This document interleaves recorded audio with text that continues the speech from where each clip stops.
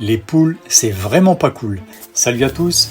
Chaque année, vous êtes des milliers à me remercier pour toutes mes belles vidéos. Et vous êtes aussi, je pense, des milliers à avoir adopté des poules suite à mes diffusions.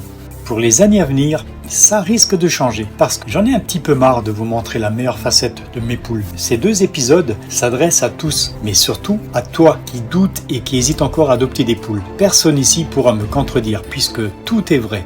Les poules, c'est une grande responsabilité. Alors réfléchis bien avant de commencer ton élevage. Vous n'allez pas me croire, mais j'espère avoir un jour des commentaires du genre « Merci Papinoun de nous avoir ouvert les yeux. Grâce à toi, je me suis totalement détourné des poules. À la place, j'ai adopté 3 perruches, un mouton, 2 tortues et un singe, que j'ai appelé Banane. » Ce film va déranger et bousculer beaucoup de monde, mais j'ai le devoir de tout avouer. Les poules, c'est vraiment pas cool. Voici un concentré de tous les points négatifs qu'il te faudra gérer dans un poulailler.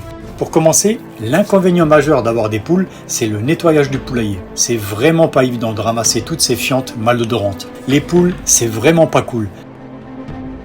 Pendant l'hiver, s'il fait -10, -15, tu dois couvrir le sol du poulailler avec une bonne couche de paille et de copeaux de bois. C'est le seul moyen pour tes poules de se protéger du sol gelé. Le plus difficile pour toi sera de braver le froid. As-tu déjà vu une poule mouillée ? Déjà, c'est effrayant et moche. De plus, mouillées, elles sentent mauvais. Je dirais comme une odeur de poule, quoi. Je te le redis, les poules, c'est vraiment pas cool. Les poules demandent un minimum d'espace, 10 mètres carrés par poule. Sans quoi, tes poules vont tellement stresser qu'elles t'apporteront que des soucis. Crois-moi, ta vie est déjà assez ennuyeuse comme ça. Tu devras régulièrement utiliser ta voiture pour faire tes réserves de nourriture. Et tu sais, l'essence a un prix. Pour les graines, c'est entre 11 et 20 € le sac. Franchement, ça fait cher le fin. Un autre souci, t'as pas intérêt à avoir des problèmes de lombaire, car les sacs de nourriture font 25 kg. Après, tu peux faire comme moi, tu laisses porter mamie. Les poules, ça braille sans arrêt. Si c'est pas pour sortir à la première heure, c'est après avoir pendu leurs fichus œufs. Et quand tu passes à table sur ta terrasse, elles te cassent les oreilles pour avoir leur part. Elles ont constamment la dalle, un cauchemar pour tes oreilles. Il y a de grandes chances que ton poulailler soit visité tous les soirs par des prédateurs, comme les renards, les fouines, les belettes, les martres, les chiens errants, les chats sauvages, je sais pas moi, les rats, les souris. Les poules, c'est vraiment pas cool. Parlons des voisins. Certains d'entre eux n'accepteront pas de côtoyer des poules, et parfois même vont les trouver répugnants, énervants et stressants. Parfois, ça va jusqu'au conflit. Isole-toi au milieu d'une forêt. Alors, toujours pas découragé ? Si tu laisses courir tes poules à l'extérieur toute la journée, prévois un abri pour les protéger de la pluie. Ce ne sont pas des canards. Si elles tombent malades, c'est chez toi qu'elles vont venir se plaindre pour être soignées. Devine qui va payer les soins. Alors tu dois aussi savoir que si tu détiens plus de 50 poules, tu es considéré comme un éleveur professionnel. Tu seras dans l'obligation de déclarer ton installation. Je te le dis, les poules, c'est vraiment pas cool.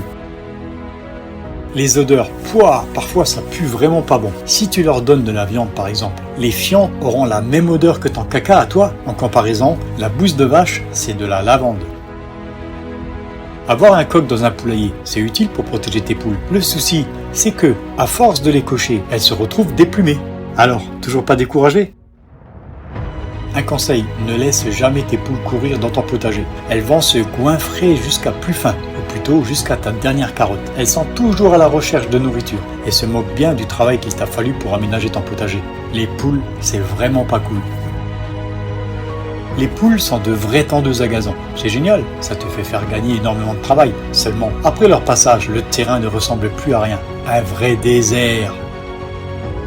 Parlant des nids de poules, il te faudra constamment les boucher. Tu vas voir, à peine fait, elles vont recommencer encore et encore. Et si tu n'interviens pas, après les pluies, ils se transforment en marécage. Attention où tu mets tes pieds et porte des bottes.